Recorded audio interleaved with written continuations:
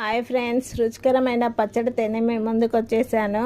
నేను పండగలకు కొబ్బరికాయలు కొట్టాను కదా, ఆ కొబ్బరి అయితే ఇంట్లో ఉంది. ఏం కూరగాయలు లేవు, ఏం చేయాలనేసి పచ్చి కొబ్బరి, పల్లి గింజలు, టమాటా కాంబినేషన్ తేనె పచ్చడి అయితే చేశాను. ఇట్లా వేయించుకోండి, అన్ని చిన్నగా తరిగి తగినంత మిరపకాయలు కూడా వేసుకోవచ్చు, మీ కారానికి తగ్గట్టుగా.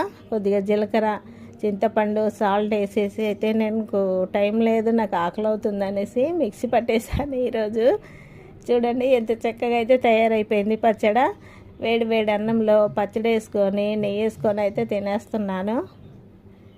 చాలా టేస్టీగా ఉంటుంది ఫ్రెండ్స్. మీ ఇంట్లో పచ్చి కొబ్బరి కాయలు ఎప్పుడు అనుకుంటున్నప్పుడు పచ్చి కొబ్బరి ఉంటే ఇలా తయారు చేసుకోండి. మన ఒంటికి కూడా చాలా మంచిది కొబ్బరి తినడం వల్ల, ఆరోగ్యానికి కూడా. అందుకనేసే మీకు చూపిద్దామనిపించింది. నేనైతే తినేస్తున్నాను. నాకైతే చాలా బాగా నచ్చింది. మీకు నచ్చితే లైక్ చేయండి.